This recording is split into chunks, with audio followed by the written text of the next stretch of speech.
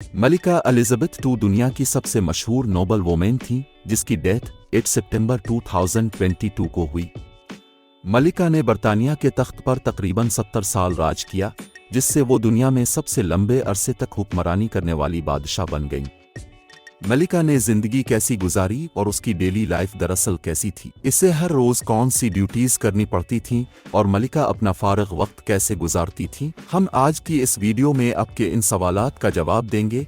इसलिए हम आपको मलिका एलिजाबेथ की जिंदगी का एक दिन दिखाने जा रहे हैं, जिसमें हम आपको बताएंगे कि मलिका की सुबह की शुरुआत कैसे होती थी, लंच में उन्हें कौन सा खाना पसंद था और वो अपने स्टाफ से क्या अजीब और गरीब डिमांड्स करती थी। वीडियो में आप ये भी जानेंगे कि मलिका के पास खुद का आईडी कार्ड और ड्राइविंग लाइसेंस क्यों नहीं था और उनकी आखिरी उम्र तक अच्छी सेहत का राज किया था।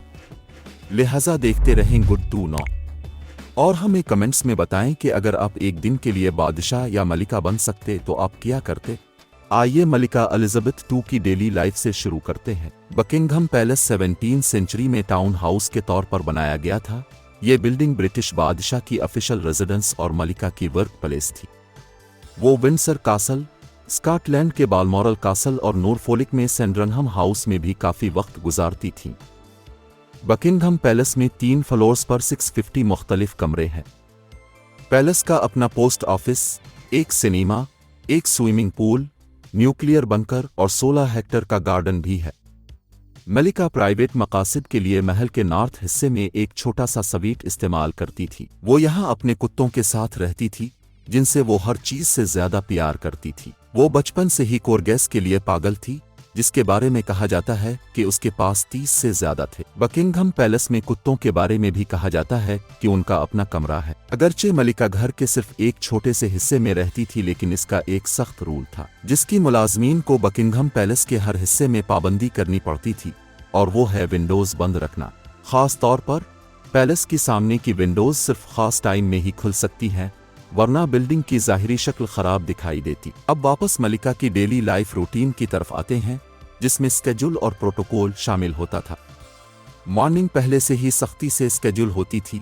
मलिका को उसकी नौकरानी रोजाना सुबह 7:30 पे अर्ल ग्रे के कप के साथ जगाती थी। मलिका के सिर्फ बकिंघम पैलेस में 350 से ज्यादा मुलाजमीन थे, लेकिन बहुत कम अफराद को मलिका के प्राइवेट क्वार्टर्स में दाखिल होने की इजाजत थी। जब वो नींद से उठ जाती थीं, तो मलिका एलिजाबेथ II रेडियो पर एक पॉलिटिकल प्रोग्राम सुनती थी, जबकि मुलाजिम मलिका के लिए बाथ लेने की तैयारी कर रहे होते थे और दिन के लिए कपड़े सिलेक्ट हो रहे होते थे। मलिका के साबिका बटलर पॉल बरेल के मुताबिक मलिका के पास सिर्फ क्लाजेट और ड्रेसिंग रूम ही नहीं था, बल्कि पैलेस का एक पूरा फ्लोर मलिका के ड्रेसेस से भरा हुआ था, जो आम तौर पर फैशन डिजाइनर और दरबारी स्टीवर्ट पारवीन के जरिए तैयार करवाए जाते थे। तमाम ड्रेसेस को नंबर के लिहाज से अरेंज किया जाता था। पैलेस का एक मुलाजिम एक डायरी रखता था, जिसमें रिकॉर्ड रखा जाता था कि मलिका ने कब और कौन से इवेंट्स पर कौन से ड्रेसेस पहनने होते थे। ये तरीका ड्रेसेस को बार बार दोहराए जाने से रोकने के लिए था। 95 साला बूढ़ी मलिका को खास किस्म के जूते पहनने की आदत थी, क्योंकि मलिका किसी भी चीज से ज्यादा आराम को प्रेफर करती थी। इसीलिए वो अपने जूते रैक पर खत्म होने से पहले नए जूते मंगवा लेती थी। मलिका आमतौर पर कंपनी अनेलो डिविडे के सादा काले जूते, जो तकरीबन 1100 यूरो में आते थे, वो पहनती थी। इनकी पैलेस में ड्रेस कोड के हवाले से भी कुछ शराइत थीं। गेस्ट फीमेल के ड्रेस या फिर स्कर्ट पहनने को बहुत अहमियत देती थी, जबकि मेल गेस्ट यकीनी तौर पर पिन वाली बोटाई नहीं पहन सकते थे। रॉयल होस्टेस को मेल्स की बीड भी पसंद नहीं थी। इसी वजह से उनके बहुत से मर्द रिश्तेदार चेहरे के लंबे बाल उगाने से दूर रहते थे। जब मलिका कपड़े पहनकर और बाल बनवा लेती थी, तो उसके बाद वो सादा सा नाश्ता करती थी। ठीक 9 बजे वो एक बेग पाइप प्लेयर का म्यूजिक सुनती थी, जो हर सुबह उसकी खिड़की के बिल्कुल पास खड़ा होता था। ये म्यूजिक ट्रेडिशन जो मलिका विक्टोरिया से शुरू हुई थी और मलिका एलिजाबेथ के आखिरी दिन तक इसके लिए बहुत स्पेशल थी। इसके बाद मलिका अपनी वर्क डेस्क पर बैठ जाती थीं। अच्छी तरह से बाखबर रहने के लिए वो ब्रिटिश प्रेस से ब्रीफिंग लेती थीं, जिसमें इसके प्रेस सेक्रेटरी इसको अहम तरीन रिपोर्ट्स देते थे। फिर वो रेड बॉक्स खोलती थी, जिसमें ब्रिटिश गवर्नमेंट की तरफ से मलिका को ऑफिशियल लेटर्स आते थे, जिन पर मलिका के सिग्नेचर और अप्रूव करना जरूरी होते थे। इसके अलावा मलिका को रोज़ाना 300 लेटर्स आते थे जिनका वो यकीनन खुद जवाब नहीं दे सकती थी। ये काम उसके मुलाजमीन करते थे। वो पहले से लेटर्स सिलेक्ट कर लेते थे जो वो मलिका को पेश करना चाहते थे। बूढ़े और यंग सिटीजन की तरफ से मेल इसके लिए खास तौर पर अहम होते थे। मलिका के आखिरी दिनों तक वो दिन के एक फिक्स पैटर्न को फॉलो करती थी। अगर गेस्ट ने खुद आने का ऐलान किया होता था तो तब मलिका अपने घरेलू मुलाजिमों से तरीकाकार और तमाम ज़रूरी सेफ्टी मेजर्स डिस्कस करती थी। इसके बाद वो आमतौर पर दोपहर 12 बजे स्टेट गेस्ट और डिप्लोमेट्स को वेलकम करती थी। ये मुलाकातें भी एक फिक्स्ड तरीकाकार के मुताबिक होती थीं। मलिका हमेशा पहले खुद ग्रीट करती थी और गुफ्तगू का आगाज करती थी। इसकी तरफ हाथ बढ़ाना सख्ती से मना था। स्टेट का हर गेस्ट सिर्फ 20 मिनट के लिए मलिका की तवज्जो हासिल कर सकता था।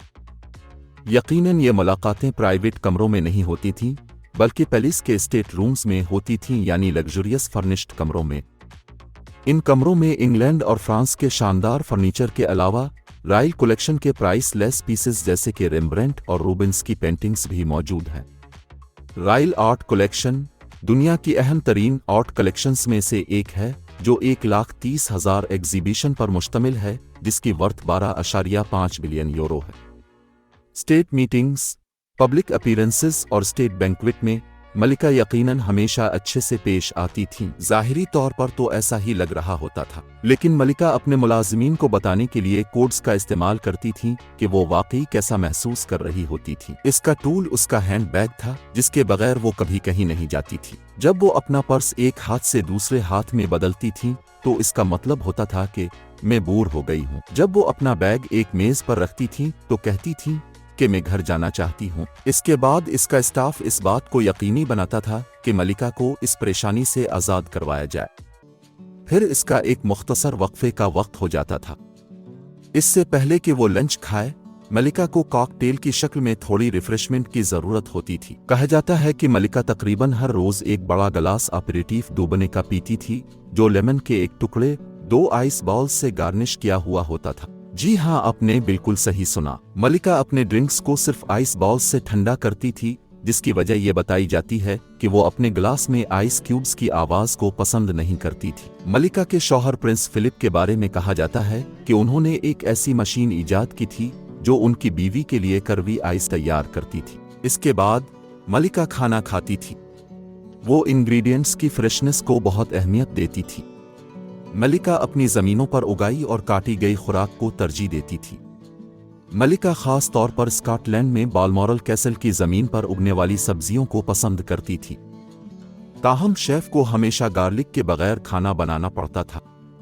आलू, पास्ता और चावल तो बिल्कुल बंद थे क्योंकि मलिका जितना हो सके कम कार्बोहाइड्रेट खाना पसंद करती थी। वो हफ्ते में एक बार अपने शेफ के साथ मीटिंग करती थी जिसमें खाने के बारे में बताया जाता था। मलिका के बच्चे चार्ल्स, एन, एडवर्ड और एंड्रयू भी बाकायदगी से इससे मिलने और खाने में शामिल होते थे। इसके पोते शहजादा विलियम को भी कभी कभार उसकी बीवी कैट और 3 बच्चों के साथ लंच या फिर डिनर पर इनवाइट किया जाता था। लेकिन जो भी ये समझ रहा है कि फैमिली मेंबर्स के लिए चीजें इनफॉर्मल होती थीं, वो गलत है। शहजादा हैरी और उसकी बीवी मेगन ने टॉक शो की होस्ट ओपरा विन्फ्री को जो अफसानवी इंटरव्यू दिया था, इसमें उन्होंने वजाहत की थी कि आदाब का हमेशा ख्याल रखा जाता था। इसका मतलब यह है कि यहाँ तक के करीबी फैमिली मेंबर्स को भी मलिका के सामने कर्टसी शो करवानी पड़ती थी, जो मलिका के तौर पर उसके ऑफिस की रिस्पेक्ट थी। मलिका सारा साल बकिंघम पैलेस में नहीं ठहरती थी। अपनी हुकूमत के दौरान मलिका एलिजाबेथ II ने 116 मुख्तलिफ ममालिक के 260 से ज्यादा सरकारी दौरे किए थे। वो डोमेस्टिक विजिटिंग ट्रिप्स में भी हिस्सा लेती थी। 2015 से ब्रिटिश रॉयल फैमिली की कोर्ट ट्रेन रॉयल ट्रेन से ब्रिटिश में पब्लिक इवेंट्स पर ले जाती थी। मलिका के पास खुद का पासपोर्ट नहीं था क्योंकि मलिका वो शख्सियत थी जो ऑफिशियली पासपोर्ट जारी करती थी, इसलिए इसका अपना कोई पासपोर्ट नहीं था। इत्तेफाक से मलिका के पास ड्राइविंग लाइसेंस भी नहीं था। अगरचे मलिका एक शौकीन ड्राइवर थी, लेकिन वो बरतानिया में अकेली थी जो बगैर लाइसेंस के गाड़ी चला सकती थी। और अगर कभी गाड़ी खराब हो जाती तो शायद ये भी मलिका के लिए कोई मसला नहीं था, क्योंकि मलिका एलिजाबेथ II ने सेकेंड वर्ल्ड वॉर के दौरान एक मैकेनिक के तौर पर अप्रेंटिसशिप मुकम्मल की थी और कहा जाता है कि वो इंजन और स्पार्क प्लग से बहुत वाकिफ थी। एक शख्स जो मलिका के सफर में हमेशा उसके साथ होता था वो इसका पर्सनल फिजिशियन था। वो लोकल कंडीशन पर पहले से रिसर्च करता था ताकि इमरजेंसी में वो सही फैसला कर सके। यहाँ तक कि डॉक्टर भी सामान के बगैर सफर नहीं करता था। वो इमरजेंसी मेडिसिन से भरा हुआ सूटकेस और डिफिब्रिलेटर के साथ ट्रेवल करता था। चूंकि शाही खून बज़ाहिर बहुत कीमती है, इसलिए मलिका जब सफर करती थी तो वो अपनी ब्लड सप्लाई साथ लेकर जाती थी। शायद ये भी एक वजह थी कि मलिका की सेहत आखिरी दिनों तक इतनी अच्छी थी। वो तकरीबन हर रोज अपने कुत्तों को खुद वॉक पर ले जाती थी और बाकायदगी से अपने 25 रेस हार्सेस को उनके अस्तबल में देखने जाती थी। मलिका को नेचर और फ्रेश एयर से बहुत प्यार था। वो रात को भी इसके बगैर नहीं सोती थी। मलिका के साबिका बटलर के मुताबिक मलिका रात को विंडो खोलकर सोती थी। ये थी हमारी आज की वीडियो। हमें कमेंट्स में बताएं कि आपके मलिका के बारे में क्या ख्यालात हैं, और अगर आपको ये वीडियो पसंद आई है तो उसे लाइक करें और चैनल को सब्सक्राइब करें। हम मिलेंगे आपसे अगली वीडियो में, तब तक देखते रहें गुड टू नो।